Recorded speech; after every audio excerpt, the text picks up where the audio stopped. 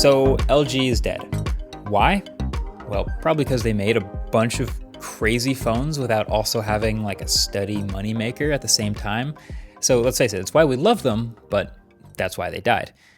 But right before they were going to die, they actually did have one more trick up their sleeve, one more shot in the barrel. And now that I have it here in my hands, I think it's safe to say this was going to be their craziest shot yet. See, the last phones LG did release before they died were the LG Velvet and the LG Wing.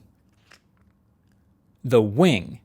This is already insane. I remember doing a video about this phone, and this thing was nuts. It looked like a normal phone at first, but it was split so you could swivel the spring-loaded top layer up over the top in a horizontal orientation and then reveal a second smaller square display underneath so you could have a T-shaped screen experience for some reason. All the engineering and software tricks that went into making this not just work, but feel intentional were just insane. This is the same company that also made the G8X, which was right at the beginning of the folding phone era, but they wanted to offer similar functionality at a fraction of the price. So they made a case with a built-in display so you could plug it in and have a dual screen experience. And there were all sorts of other tricks here too, like a fully folding 180-degree hinge and adding pass-through magnetic charging adapters so you could still fast charge even while the USB port was taken up by the case. Again, incredible. But they got all the way to 2021 without also making a real solid, consistent moneymaker phone, which they would have needed to keep the whole thing alive. It runs out of money. They end up shutting down their whole mobile operation. That was also right around the time that there were some rumors, though, of a rollable smartphone from them that never came out. This is 2 years after we first saw a rolling TV from them at CES. But now the year is 2026, and I've got my hands on that rollable phone anyway, thanks to dbrand. I don't know how they get their hands on these things. They have their ways. I don't ask questions. But yeah, I imagine very few people outside of LG have ever held or seen one of these up until very recently. And spoiler alert, it is definitely their most insane one yet. So the concept is simple, right? You have a regular phone again when it's closed, about a 6.7-inch display diagonally. Looks kind of like a regular slab phone. I mean, it obviously isn't, but we'll get to that in a second. But then, with a simple 3-finger swipe gesture across the whole thing, the whole phone expands and it rolls open to become a slightly more square-ish 7.4-inch mini tablet, basically. So anytime, anywhere at all, you can 3-finger swipe to roll it open or roll it closed, like some sort of scroll or parchment or something. It's funny, the number 6.7 to 7.4 doesn't sound like that big of a difference on paper, but it's obviously the shape of the display that's changing quite a bit. And by the way, yes, it does play that sound on the speakers every single time you open and close it. Pretty sure to try to cover the sound of the motors, which you can also hear, about as effective as coughing to cover up a fart, but that's fine. I like the idea though that there's some engineer that had to sit in a room and come up with the perfect sound to like match the frequencies of the motor to try to hide it. That idea to me is hilarious. Good for that person. So the rollable concept itself is kind of interesting. Like you could see how someone would convince himself that this is a good idea. Like some might want a foldable, but maybe you don't. Maybe you want a different way of having a large screen in your pocket and no crease. Right? So that's an upside. But once you actually make the phone, then you realize how insane this has to be. First of all, you got to store that extra screen somewhere. So when you're looking at it like a normal phone, it appears to just be a single screen that kind of bends over both edges, like a lot of those older Samsung phones from when this was trendy. But the extra screen is hidden in plain sight. It's just to the right where it dips off behind this rail. And if you flip the phone over, you can actually see the rest of the display curving over the back here.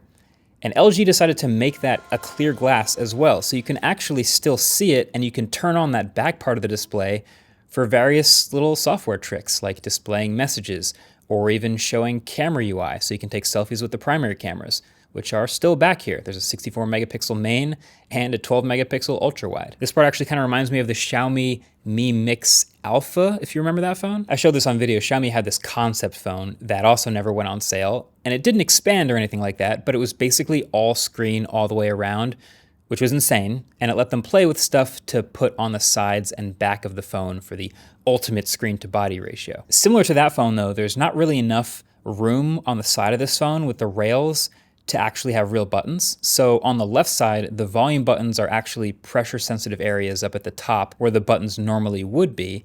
And then the power button is just on the back of the phone, doubling as the fingerprint reader underneath those cameras. Seems kind of weird at first, but surprisingly reachable. I mostly though just love that they clearly got so far into working on this idea that they got to the stage of like developing those little software tricks to make it feel like a smooth experience. Like this is the lock screen, one of the lock screens. Look at this animation when it expands, this like blooming flower thing. And then when you shrink it, it goes back down to a single petal. That's kind of cool. Also the settings app, you can see this little slide over animation when you go from closed to open to add a column to the settings app. That's nice. And then when you go from open to closed, that subtle slide over to take that column away. Honestly, it feels like they were really close to releasing this. So then, quick rapid fire through a couple other little things that I noticed, just stuff that I wouldn't have thought about until I actually got my hands on it. One is the motors are stronger than I think you would expect. Like, it's not unbreakable, but it's really impressive. If you try to open this phone and give it a little resistance, it does actually push surprisingly hard against that resistance. So it can push a 16-inch MacBook Pro across a table with rubber feet down. That's like 5 pounds.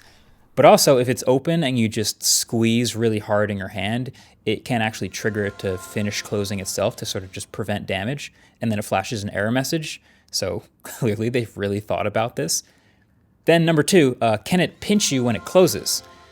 Kinda yes, it can pinch things. So your fingers are mostly too big to get pinched in the back or the bottom, but it can easily pinch smaller items and then pick them up, like microfiber cloths. Then three, okay, there's no way this is water resistant or dust resistant probably. I know they never got to the stage maybe of being marketed or IP rated or even named for that matter. But when it's open, I mean, look at these teeth. You can just tell. You can see the teeth of the gears at the top and the bottom. You can see air gaps. So between that and the fact that this soft, flexible display is constantly exposed to the elements, unlike a regular modern folding phone where it's protected all the time, this was probably not going to have the best durability. So then number four, okay, so you can change the different sounds that play when you unroll, and I think they're all roughly the same length of time that it takes to unroll. So you can hear these different versions of sounds that play that can mask the sounds of the motors. You can also turn that sound completely off, in which case the motor by itself sounds like this. Then number five, there is less of a crease than a folding phone, yes, but it's not no crease. Like theoretically, one of the biggest advantages of a form factor like this is the display doesn't have to fold in half around a super tight radius. But there is still some curve here to roll over to the side. So there's just a larger radius of something, like just a little wavering you can see a little bit more clearly when the display is off.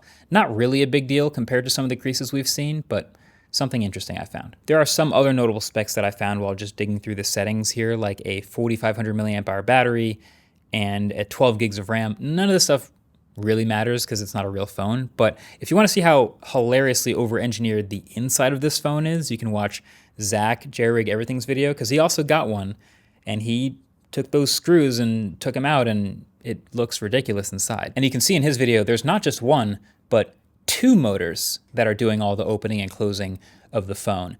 And then there's these like 3 spring-loaded arms pushing the whole chassis over to the side while it unrolls. It's wild.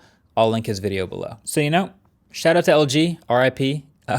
We clearly don't know like how much they would have charged for this or even what they would have called it.